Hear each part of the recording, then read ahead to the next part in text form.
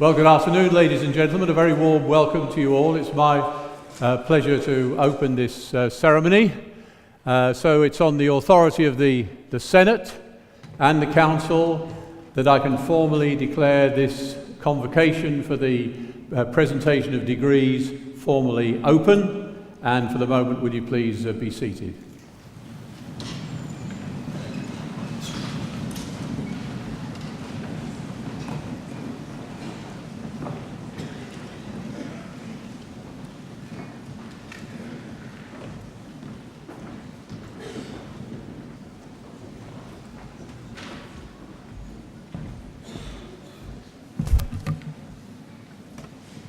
Distinguished guests, parents, families, friends, and most importantly, graduating students, good afternoon.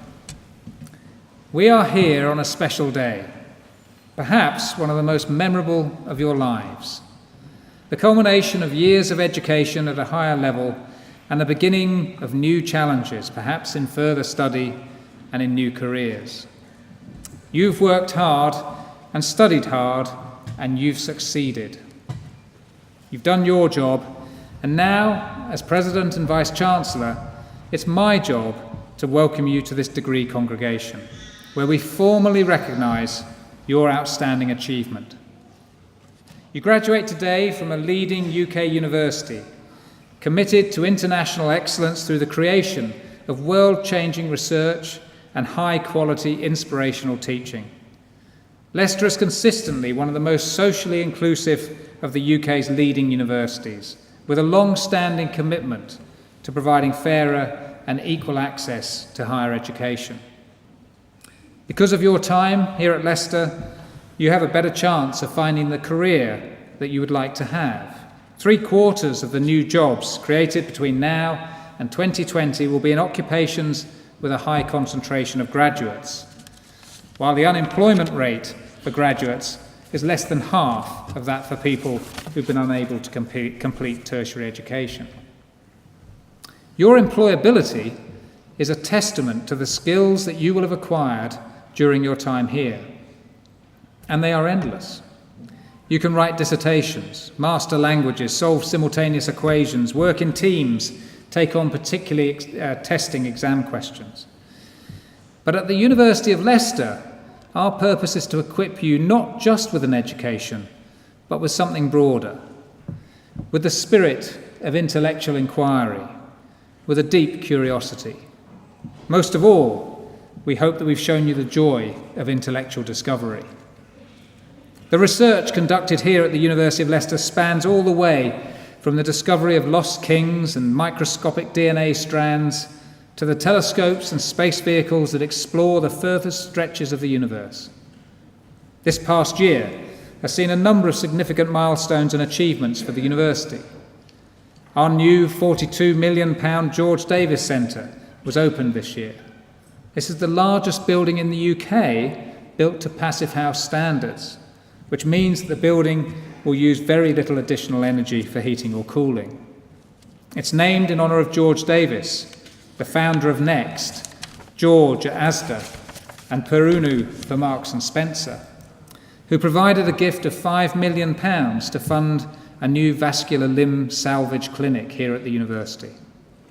Indeed, our donations to the university this year have broken all records, with gifts for transformative kidney research and mesothelioma in particular. Our ambitious project to replace the roof of our world-famous Stirling-designed engineering building saw all 2,500 glass panels of the diamond-shaped roof reconstructed and replaced to exacting standards. The Daily Telegraph has included the engineering building in the national list of the 50 most famous structures in the UK, alongside other structures including Hadrian's Wall and Stonehenge. Among its many other plaudits, it was listed in Historic England's list of the best post-war buildings. This year also saw the opening of our new Dalian campus in China, with the intake of 168 students.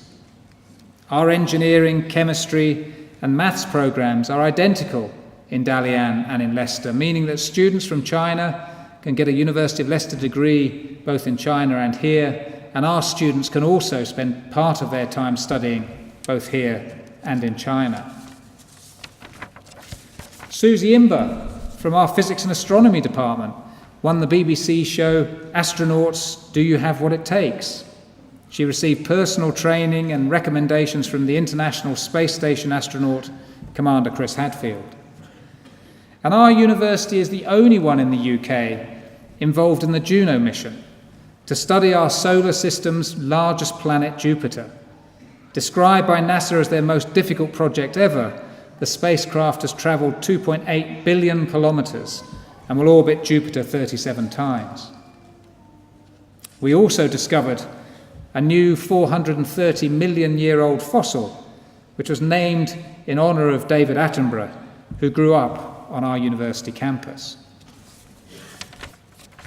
The reputation of our research impact was backed up in November this year at the Times Higher Education Merit Awards, effectively the higher education equivalent of the Oscars.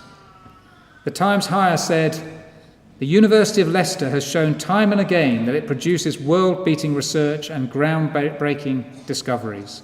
Our data now show that it also punches well above its weight in terms of bang for buck." Of course, it's this spirit of discovery that we hope we've instilled in you as a graduate.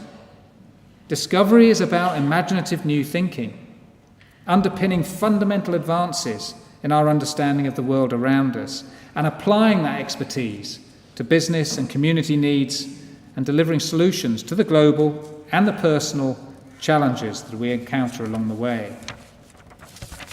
We can't promise that the years ahead will always be easy, but if we've done our jobs right and equipped you with the values that sum up what it means to be a University of Leicester student, you will find your way through, just like the 180,000 University of Leicester students who've gone before you.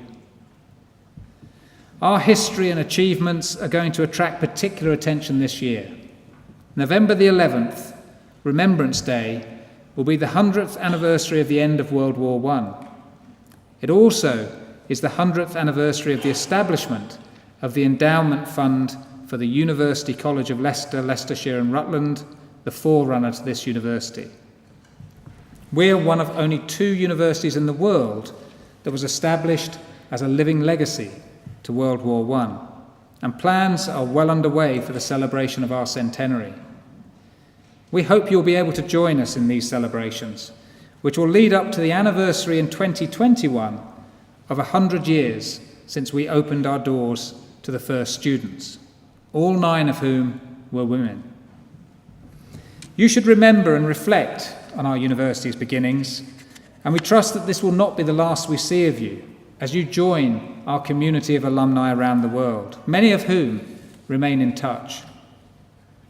Your loved ones are proud that you are graduating here today, and for those family and friends in the audience, don't feel shy about clapping and cheering your loved ones as they cross the stage. You won't get many days like this. For those of you who are graduating, we hope that you're as proud of the university as we are of you. I congratulate you on the degrees you've obtained, and on behalf of the University of Leicester, I wish you every success.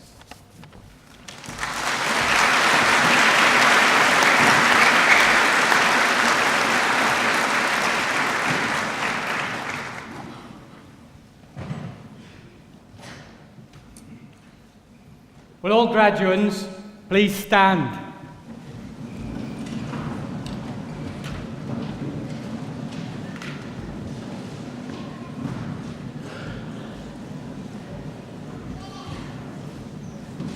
Now, this is the formal phrase we use at the beginning of this part of the ceremony, which is to say that I, on behalf of the Senate, admit all candidates, both absent and present, to the several degrees for which they are presented. And now, please, if you'll sit down again, and in due course we'll ask you to come up in groups onto the stage.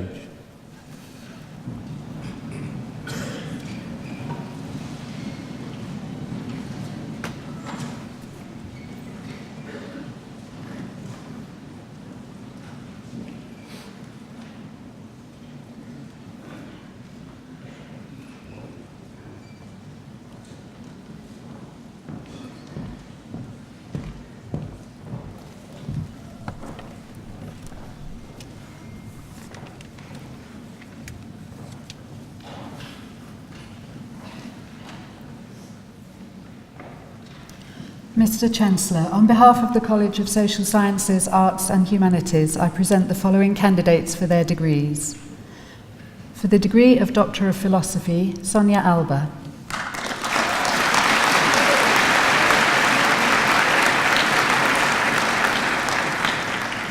Abir Al-Shriya.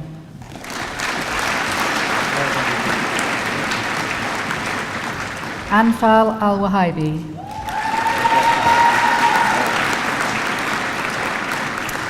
Esther Dador.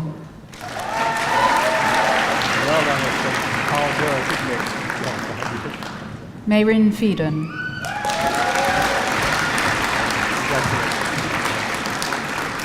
Sarah Hopkins. Mary Jones.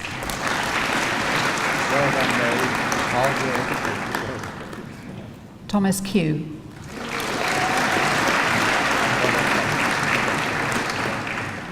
Maria Morelli.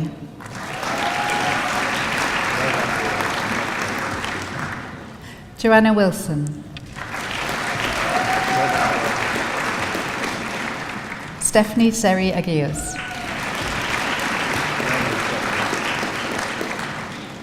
Nisreen Jusef.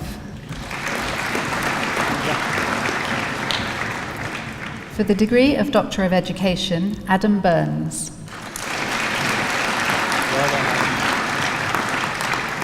Denise Sweeney. For the degree of Master of Arts in Applied Linguistics and TESOL, Jose Castro.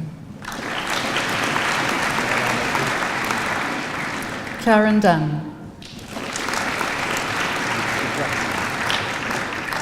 Maria Proetti Toca. Dinara Shemakanova. Hitomi Waiku.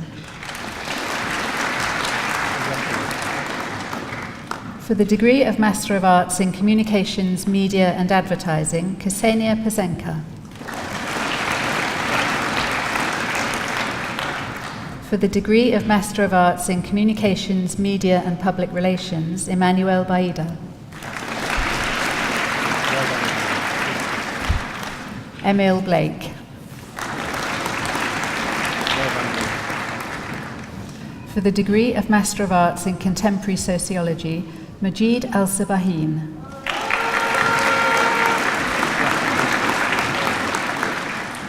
Hayley Butcher.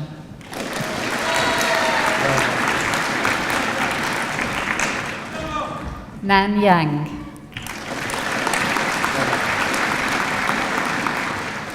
Kei Dong Yu.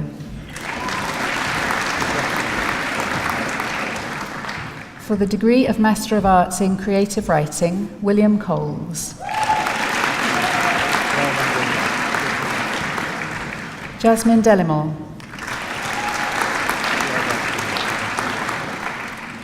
Cassie Duke. Eleanor Faulkner. Elizabeth Gaylard. Aisha Khan. Catherine Kilby. Azara Limbada. Sonia Taylor. For the degree of Master of Arts in Education, Learning and Teaching, Amy Aubrey Credicott. Brendan Brannigan. Grace Copestake. Fiona Curtis. Diane Davis. James Gale. Hayley Gardner.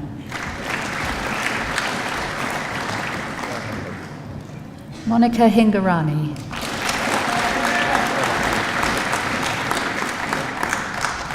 Andrew Peter Marlowe. Rita Mistry. Well done. Amanda Christine Mould. Rebecca Rose. Deborah Swan. For the degree of Master of Arts in English Language and Linguistics, Rupinder Chana. Sonal Chowan. Hannah Killigrew. Ryan Sharp. For the degree of Master of Arts in English Studies, Sophie Almond. Joshua Kelly.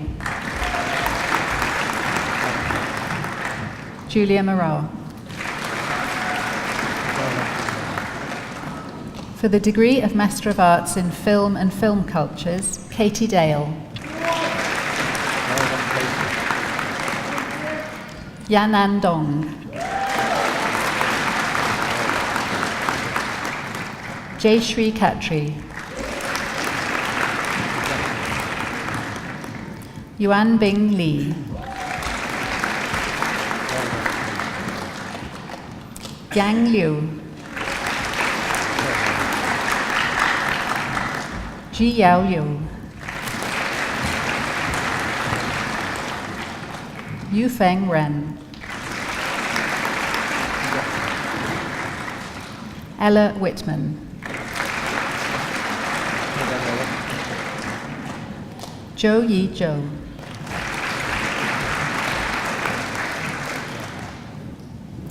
For the degree of Master of Arts in Global Media and Communication, IEC.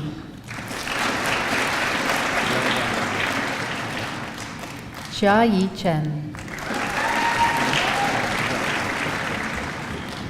Liu Liu. Archit Narasimhan. Konyisola Holapade. Katie Rook. Well done, Katie. Ramita Thonkate. Yi Wang. Well done. Li Yuan Xiu.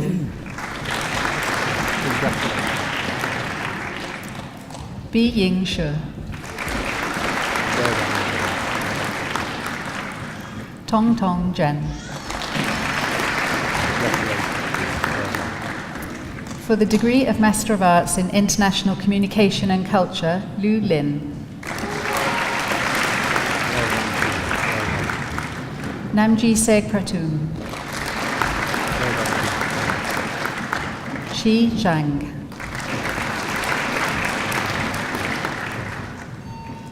Daining Zhang.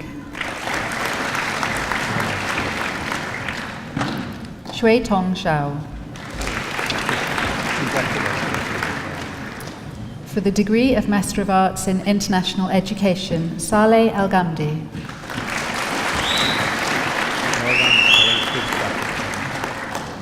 Ji Shan Le.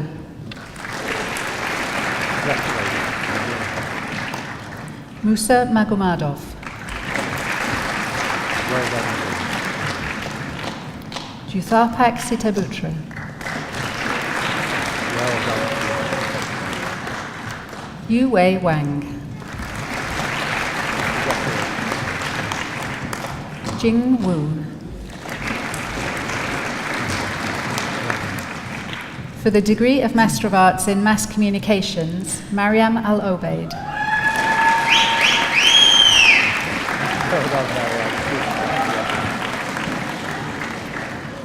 Fahad Al-Dogeshem. Well done.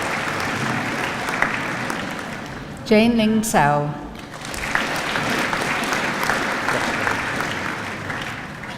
Si Kai Chen.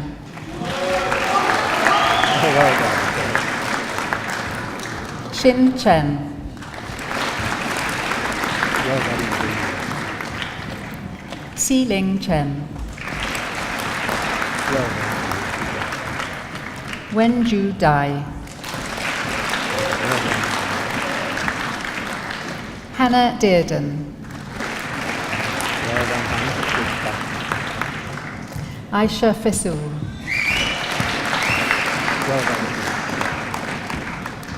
Ya Ji Fan,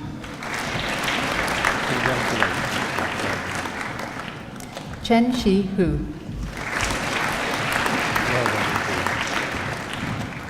Xiao Dan Li,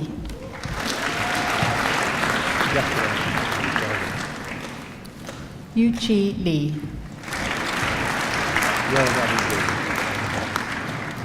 Shuang Liang,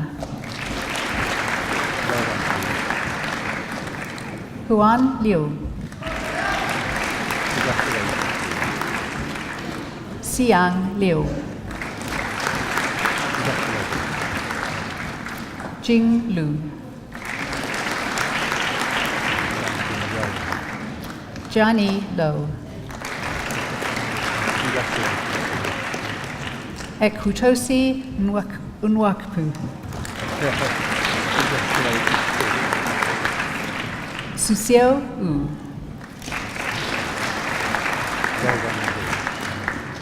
Jingjing Pan,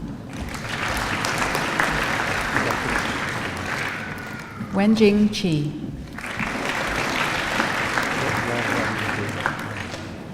Chinhui Ren, Sifai Wang, Meng Meng Xiang, Ji Shi,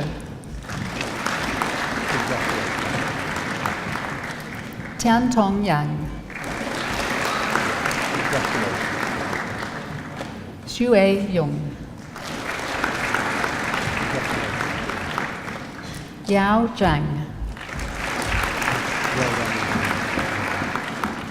Yuting Zhe,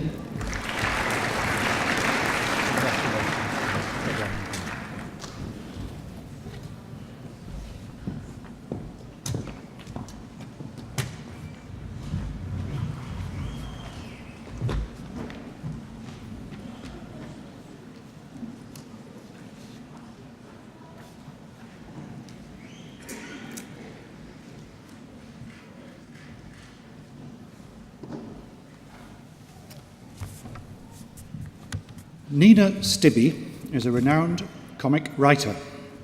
She is one of a growing line of novelists from the county of Leicestershire, such as Sue Townsend and Anne Fine, to mention only two. Her literary success, however, came relatively late in life. Nina was born into the family that owned one of Leicester's largest manufacturing businesses, Stibbe Machinery. The company's factory stood on what is now the Inner Ring Road. The name of Stibbe may be familiar to you from the recent University of Leicester excavation on the site of the former factory, which has yielded spectacular Roman mosaics. Nina says she has rarely had so many phone calls as when the mosaic came to light, from people assuming she must know all about the archaeology. But the family firm went out of business in the 1970s, and even before that, life took an awkward turn. After growing up in a beautiful arts and crafts style house in Clarendon Park, not far from the university, Nina, with her sister and brothers, moved out to a Leicestershire village with their mother. Her poignant comedy, A Man at the Helm, dramatises this unsettled existence with great good humour. From an early age, Nina wanted to be a writer. In her teens, however, there seemed little chance of this happening, until one day she responded to an advertisement for the position of nanny to a family in London. The household turned out to be a hub of London literary life, with famous writers and television producers dropping in regularly.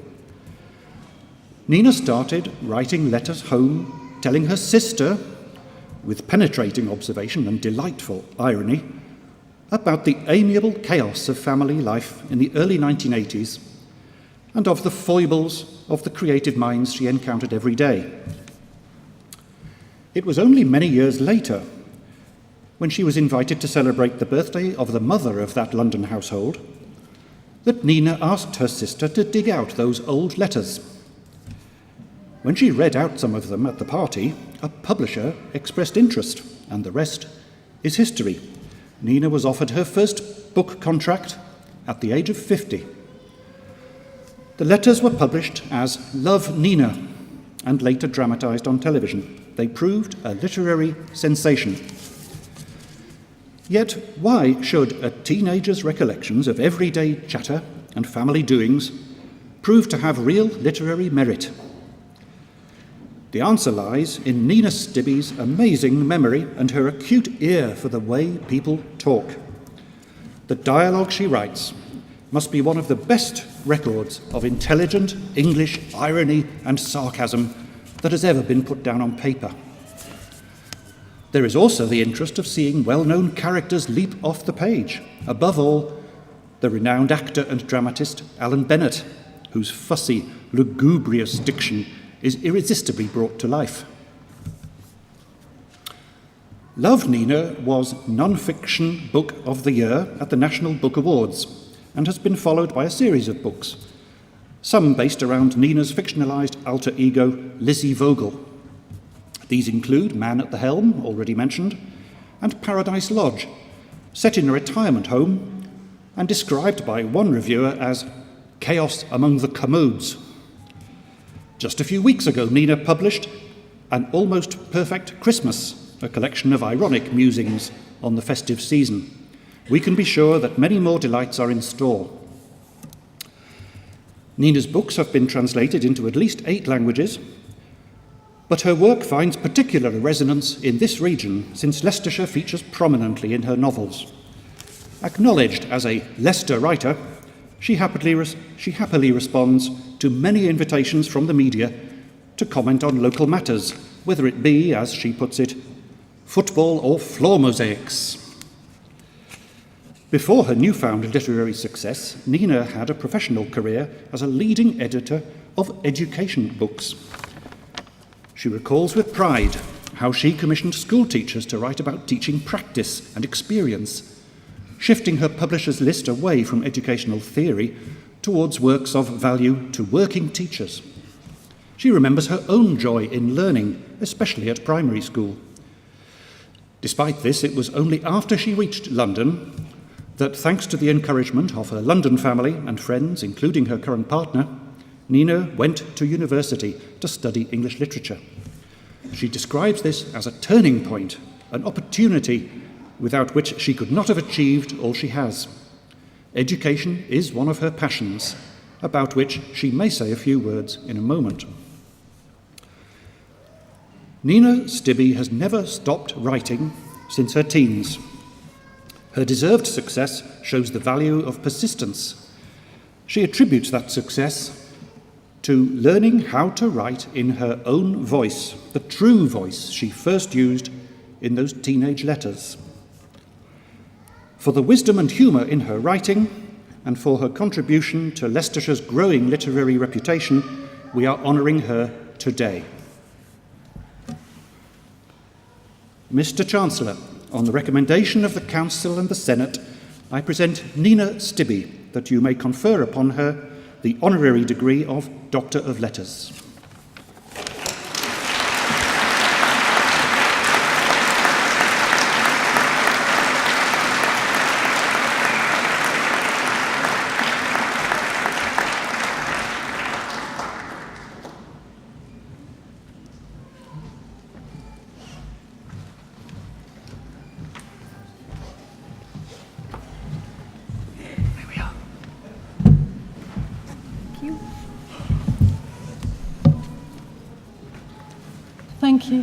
Thank you, Professor Shipley.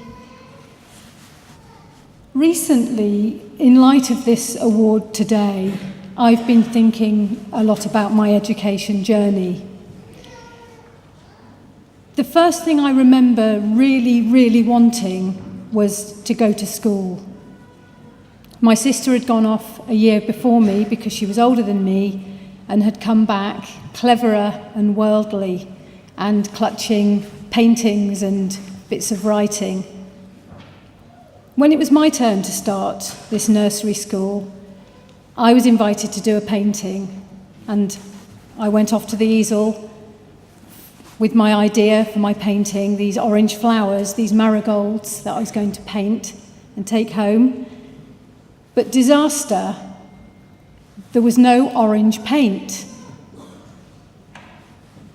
And I honestly didn't know what to do about this. And then a teacher suddenly appeared, and she showed me how to mix my own orange. And it was like a miracle. I just mixed a bit of yellow and a bit of red, and I'm sure you all know how to do it. But to me at that time, it was a miracle, it was magic. And little miracles and bits of magic kept happening to me all through my primary school years. I really enjoyed it, I loved it. Secondary school didn't go quite so well. A combination of things meant that I fell behind in my studies, and I ended up leaving school. I think I was probably about 15, and I hadn't got any exams, any qualifications at all. And until recently, talking to Professor Shipley, I didn't like to even think about those, years, it was probably a year. I didn't like to think about it. I wrote it off because I felt I'd failed, and I didn't like to think about my tutor at that time, Mr. Maynard, because I felt I'd failed him and he'd failed me, and it had been a disaster. But thinking about it now, I realise something about that failure, which was the way my teacher responded to my decision to leave, my failure, meant that later on I grasped opportunities when they came up. Because this teacher didn't catastrophise, he didn't criticise me, he wasn't even particularly cross. He just said this to me: "Okay, go, but promise me you'll come back, because you're bright and you'll enjoy it. Go back to education later on." And I didn't really think about it. I didn't think I'd thought about it anyway. I did claw my way back into higher education, and though I wasn't the most prepared student because of my lack of formal qualifications, I was very happy to be there, and the teachers, the tutors, the lecturers were very pleased to have me there as a different kind of student. And one of them, I remember, wrote on the bottom of one of my essays, I think none of them could ever give me an A because I wasn't an A student, but he wrote this little comment that wasn't, particularly poignant, but it was this. He wrote, "This is a very fine piece of writing." And it didn't seem like much at the time to me, except it must have unconsciously told me, confirmed to me, that I, a not a very good student, could produce a very fine piece of writing. And it also occurs to me, and has occurred to me while thinking about this award, is that our teachers aren't always teachers, and our lessons are not always academic. My teachers have also been my family. The sister who's worked and taught in the NHS here in Leicester for the last 30 years, more than 30 years, I think. And my mother, who brought us up to love books and filled the house with books when we could afford it, and then when we couldn't, she sent us to the library. The seemingly strict stepfather who appeared in our lives at a really difficult time and taught us the self-esteem raising art of polishing our shoes. The friend who read every single book on my A-level syllabus that I studied on my own in my evenings when I was a nanny. He read every single book and taught me how to study them because I didn't know. And that helped me get the A-level I needed to get into Thames Polytechnic. There was also the boss, when I was 20 years old, that Professor Shipley mentioned, who was in the middle of this literary, glamorous world, but nevertheless was as interested in what I had to say as she was all those glamorous writers and film directors. You are all now going to go on into the worlds of further research and work, travel, community, family, politics, whatever you do. And what people in my position up here like to say at this time to you is never stop learning. And I'm going to say that to you as well, but I'm going to add, start teaching. All of you will teach in one way or another, either in educational institutions or in some of the less obvious ways that I've just mentioned, as a team member, manager, sibling, mentor, leader, friend, parent. Be wise and patient in that role, like my teachers were with me. You will, without even knowing it, be role models. Things you say and do will have an impact. They might be taken to heart. Even the tiniest comment you write on the bottom of a colleague's piece of work will be remembered, might be remembered, could be acted upon, even years later. So engage, influence, be positive and nurturing whenever you can. And to all of you graduating today, and to your teachers here and your friends and family, congratulations. Thank you. Thank you.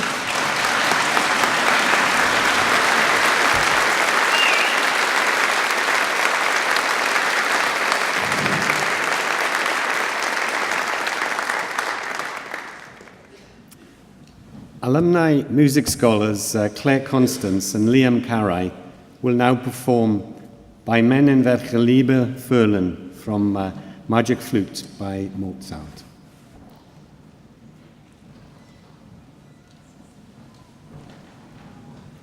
This is Mozart's take on two topics of the current university policy.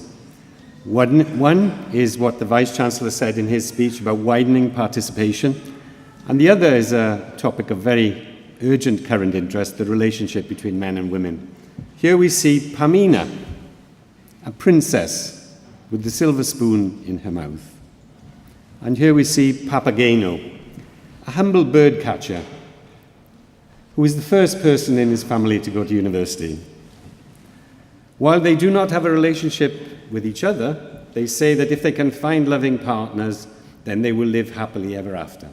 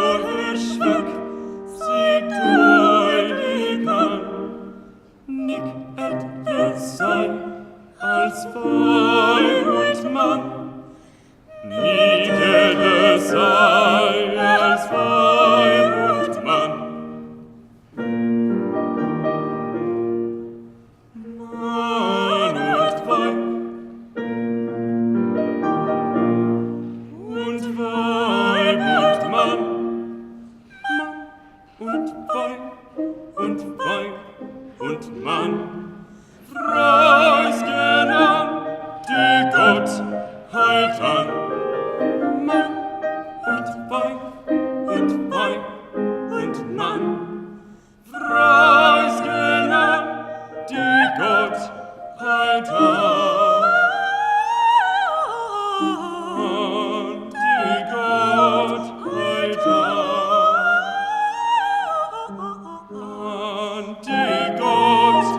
Satan.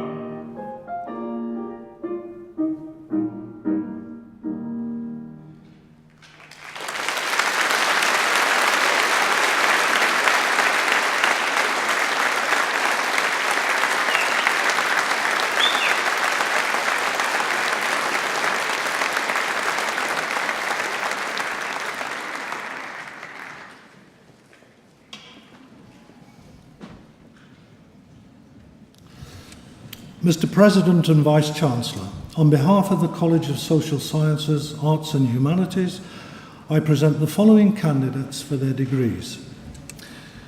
For the degree of Master of Arts in Media and Advertising, Mohammed Al-Sultan.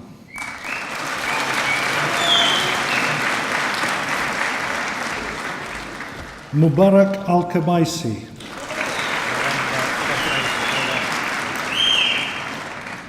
Chalu Bai. Hong Yin Chen. Wei Du. Nengu. Xiangqi Go. Eman Ida.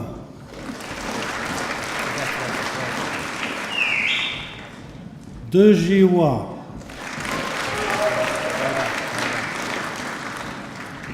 Jilin Kang. Shi Yuan Liu.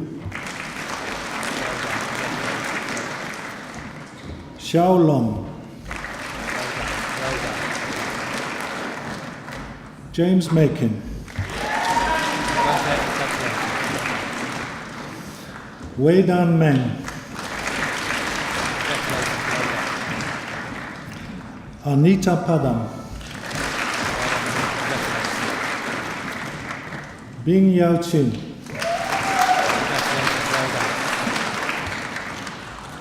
Lu Xin Sheng.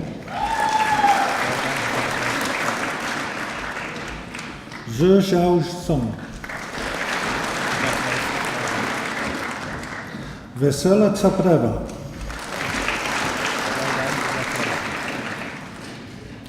Georgi Vyanev. Zhe Wang.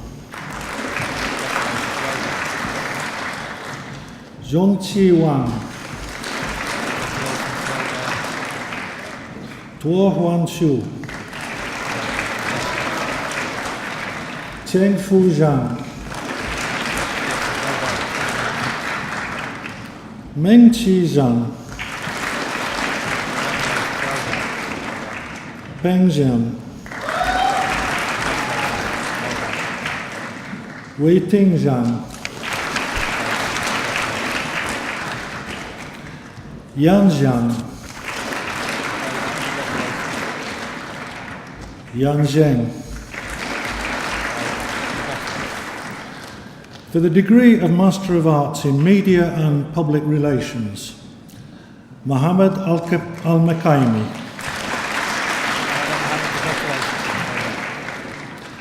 Silfanus Alvin.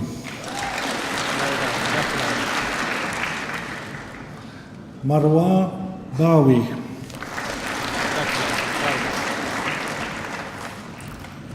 Xiaohan Kai. Xiao Jing Chen.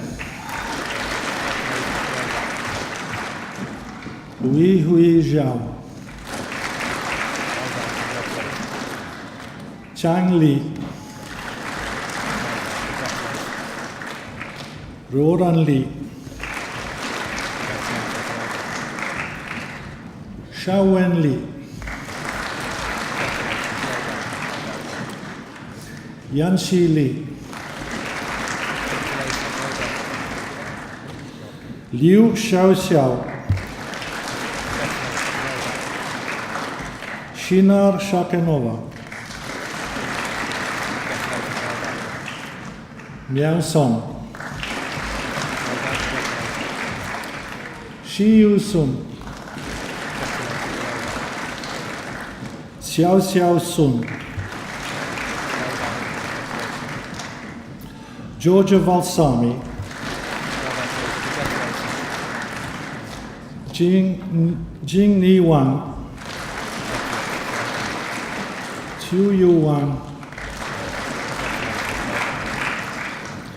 Ting Wan, Yuan Wu, Hui Shi Zhao, Xiao Bao Yang, Xu Yu, Wei Xiang Xiao. For the degree of Master of Arts in Media, Culture and Society, Shi Chi Hao, Isaac Hoff,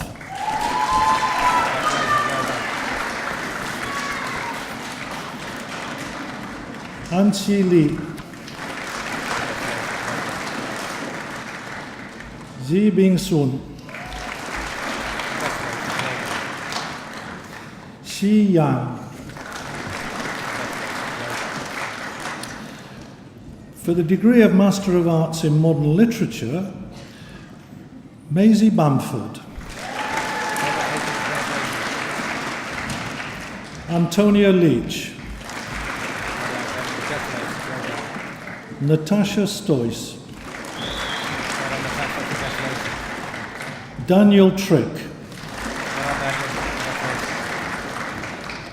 Shalini Valepur. For the degree of Master of Arts in Modern Literature and Creative Writing, Reem Das.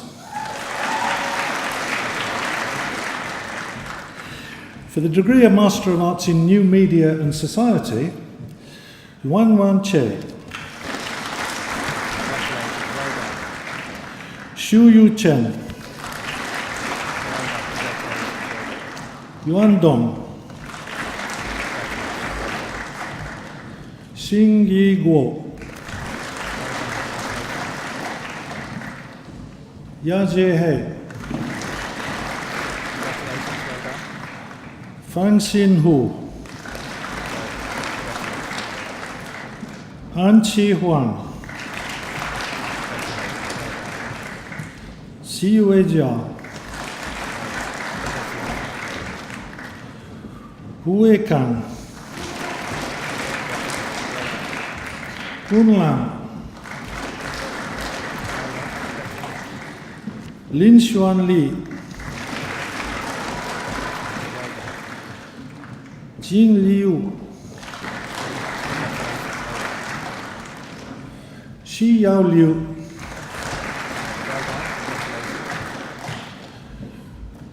Wei Hua Mu,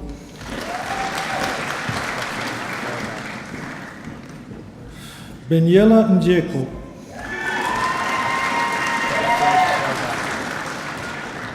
Li Rongxi, Li Ling Tang, Jia Yu Wan, Ying Xiqi Wan, Yevo Xu, Ji Yun Yao, Dong Yu, Rong Jia Zhang, Yu Xinjiang, Yi Zhao, Jing Zhong. For the degree of Master of Arts in New Media, Governance and Democracy, Rachel Amagata.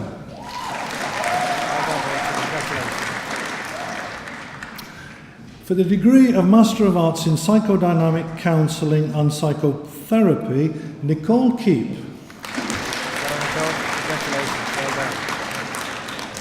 Rachel Mishuda.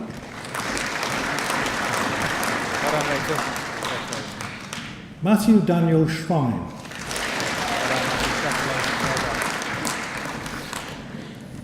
For the degree of Master of Arts in TESOL, Cheren Beshkul. Hai Ying Chen. Wan Shan Huang. Evgenia Katyu. Shun Kikuchi. Jun Yiku. Anna Kuklevich. Lai She Leung. Nan Lin. Yu Wei Lin. Chi Tang. Tomomi Tsuchiya. Jianing Wang. Dandan Wu. Wei Junyuan. Ying Jiang. Wen Wenjiang. Ji Jingshu. Metaib Al-Shamari.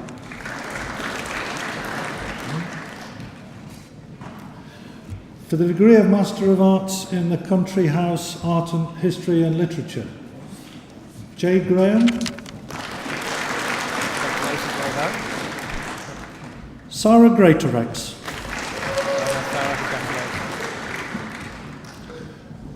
Kirsten Hunter.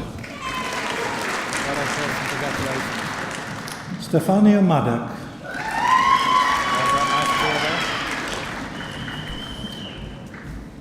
For the degree of Master of Arts in Translation Studies, Abdullah Al-Khani.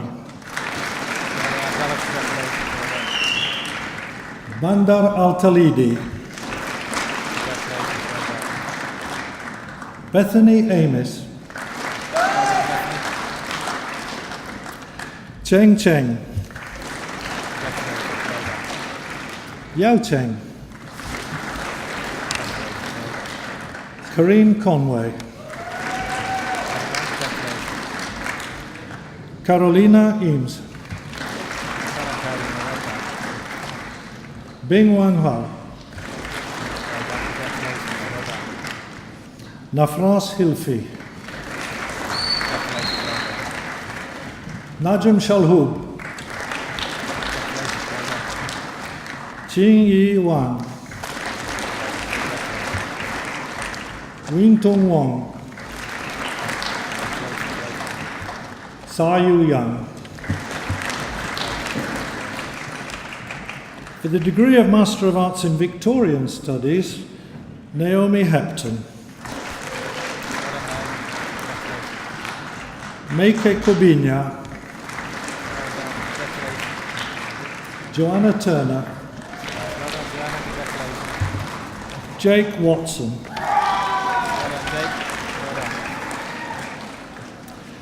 For the degree of Master of Science in Educational Leadership, Maria Ines Berasain.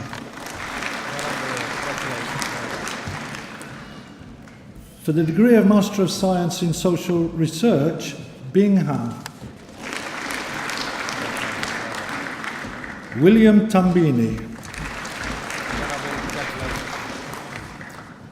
For the Postgraduate Diploma in Education, Learning and Teaching, Janice Manti. For the Postgraduate Diploma in Modern Literature, Rupert Edwards. For the Postgraduate Diploma in TESOL, Nasra Saeed.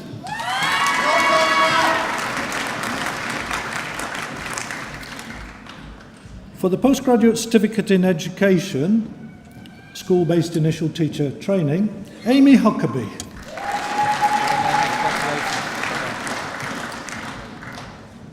For the Postgraduate Certificate in Education Secondary, Laura Godfrey.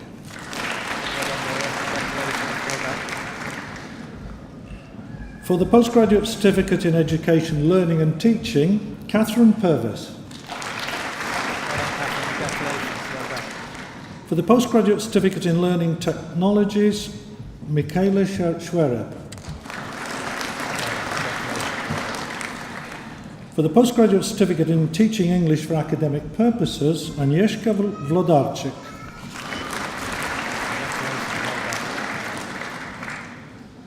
For the degree of Bachelor of Arts in Media and Communication, Shara Bull.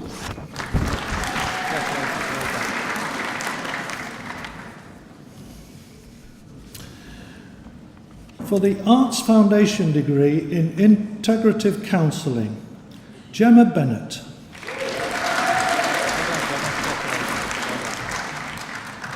Annie Bradbury.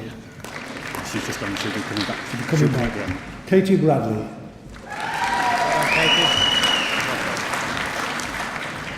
Denise Hack. Gemma Harrison. Nikki Kaur. Natasha Mauer. Sarah Nicholson. Jeremy Richardson. Helen Ringrose Clark. Adrian Sullivan. For the Arts Foundation degree in Managing Voluntary and Community Organisations, Palvinder Chahal.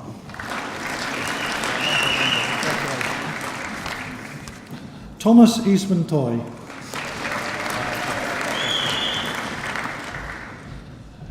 For the Certificate of Higher Education in Creative Writing, Ronjana Mackenzie. Juliana Stevens.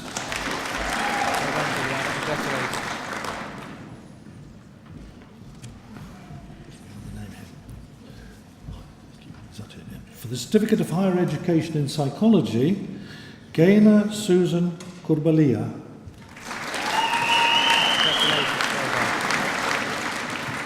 Anne Eumans. MA For the degree of MA TESOL, Metaib Al-Shamari. For the Arts Foundation degree in Integrative Counselling, Annie Bradbury.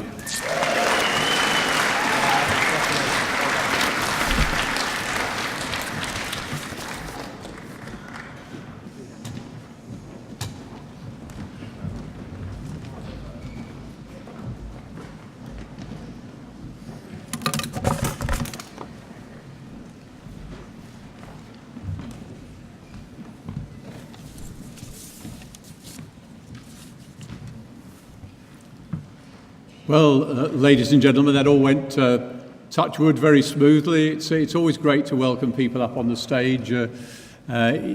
Quite a big audience, quite a lot of people, but nearly everyone with a very happy smile. And it does wonders for you when you're up here and shaking a lot of hands to see the happy smile. And it's a well-earned happy smile. You've done and achieved so much.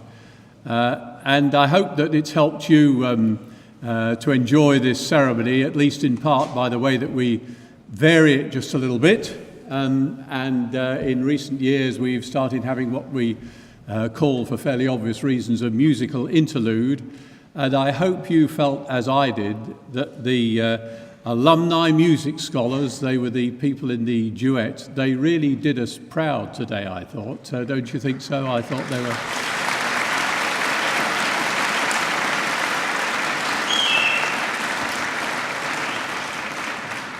I loved the outfits, and the bird in the cage didn't move. I mean, it's amazing how they remain so still. And I want to thank as well our honorary graduate today. I mean, hearing from Nina, I thought she was particularly encouraging, really, talking about bits in her life when things hadn't gone too well and where she wasn't sure whether it was working out as she might have hoped, because you're very, very lucky if you go through life without that happening to you at some stage. And when it happens to you early on in life, and maybe you didn't do so well at school, or maybe even when you arrive at university for your first degree or qualification, whatever it might be, you wonder whether you can do it, and did you do the right course, and are the other people in the group cleverer than you? I mean, you're not human if you don't have doubts like that, but you wouldn't have come on the stage today had you not overcome those anxieties. And for such terrific qualifications as well, some of them. When I look at the programme and see you coming up, psychodynamic counselling and psychotherapy, crikey.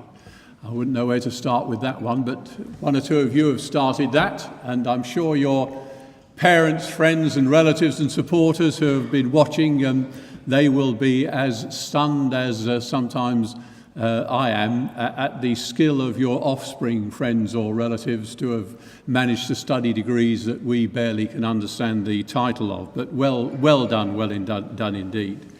So I hope you do feel proud. I'm sure you do for the qualifications that you've obtained. They're qualifications that will stand you in good stead throughout life from a good university. No one can ever take them away from you, and I'm able to announce to you all today that your qualifications will retain the same high value whether we have a hard Brexit or a soft Brexit. Now, I'm always conscious when I'm speaking to people who've obtained postgraduate qualifications, sometimes several years after people obtain their first degree, of the particular problems that they've had to face. Very often there are competing demands of family and of jobs and of getting back into the habit of studying again. And I think those of you that have managed to overcome that additional difficulty, which is a little bit harder sometimes than just going from straight from school to university and then sometimes from a first degree to a second degree, there are added difficulties to overcome. And my particular congratulations to those of you who've done that. My own son did that, and I thought how much harder it was for him than it was for me, who did it by comparison the slightly easier way. And if you'll allow me one small personal indulgence, which is that I know pretty much how you feel today, because if you read the programme you may have noticed that I'm a graduate of Leicester University a long time ago, and I sat just where you're sitting in this hall waiting to pick up my degree. It was in this hall in a very, very similar ceremony, but in this case it was over 50 years ago. I always pause at that point, hoping someone will say you don't look old enough, but I'm afraid it never comes. Now, I only mention this because I hope you'll be as proud of the university where you obtained your qualifications as I am proud. I really am proud to have been here. Leicester University will soon be, as you've heard from the Vice-Chancellor, 100 years old, founded in 1921 as a symbol of hope after the horrors of the First World War. And during that time, we've grown massively in size and reputation. We score well in national and international league tables. Our levels of student satisfaction, as recorded in the tables, is consistently high. There were 2,000 students when I was here. There are more than 20,000 students today. Yet somehow, and I don't quite understand this really, we've managed to maintain a closeness and an intimacy. We're a friendly place where size doesn't overwhelm. And I'm proud of the fact that we're enriched by recruiting students from the widest range of backgrounds and experience, including, of course, so many of you here today. We've consistently recruited well from parts of Britain with historically low levels of university entrance, from families where no one previously had ever attended university, as well, of course, of people coming here, and I had to check this, from more than 150 countries around the world. Now, if you think there's only 193 countries in the United Nations, I'd love for some future Chancellor to be able to stand up and say we've recruited people from 193 countries around the world, but we're doing pretty well. And don't underestimate what I can only describe as the strength of character that you'll have gained during the course of obtaining your qualification. Unless you're very fortunate indeed, you'll have had ups and downs during the course, periods of uncertainty, times when you lost confidence, times when maybe you even wondered whether you would ever complete the course. Well, the fact you've been on the stage today proves that you've met these challenges and overcome them, and that's something else which I'm sure will stand you in good stead, the knowledge that you can do that in the years ahead. And isn't it great that here today are so many of the people who have helped you along the way and encouraged you, your friends, family and supporters, and to see the hall filled so well at the back with just these people is always very nice for us up here on the stage. I know they're as proud and happy as you are, so why don't we break this and give them a round of applause.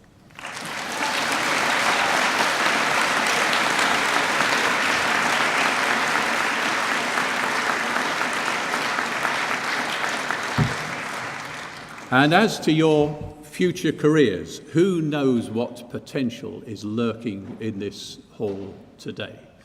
None of us know, and if there is some megastar of the future, we'll never know at this stage who it is. But I wonder if there's someone out there from Leicester who studied appropriate subjects here who'll find a major cure for a huge disease, or somebody maybe who will even set foot on another planet in the course of a normal lifetime. That, I suppose, isn't too far away. Or maybe they'll go into what was my profession for many years in politics and parliament and end up being Prime Minister. Who knows, though I wouldn't personally recommend it. But whatever happens, I hope you'll enjoy the journey that does lie ahead. I hope you'll keep in touch with us and tell us, because in part at least your achievements will be ours as well. And as we approach our centenary year, I'm sure we'll continue to be as proud of our alumni in the future as we have been in the past. Your achievements are in part our achievements. And perhaps most important of all, I do hope you have your fair share of luck. Luck is such an important ingredient in life. Luck, I dare say, we've heard from our on-grad today, when we heard from Nina.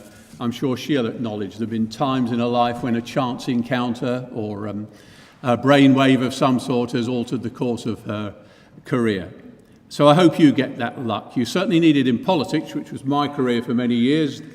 At these ceremonies this time last year, there were 650 MPs. There still are, but they're not all the same ones, because a general election took place last June that no one could have expected. And in any general election, you get dozens of people who thought they were secure and safe, who leave Westminster for the last time and never go back again because they lost. And you get other people who turn up for the first time barely believing that they've just won. And often that's just a matter of a few votes one way or the other. Hard work, of course, plays its part, but so also does good luck. So all that remains for me to say, warmly and sincerely to you all, well done indeed. In your future careers, I wish you every possible success and happiness.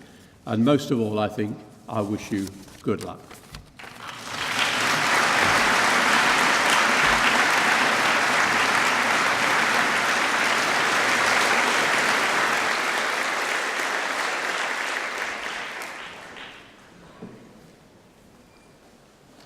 Right, so the last formal part of the day, which is to thank you all again for your attendance. It's been such a good ceremony, which I hope you've all enjoyed.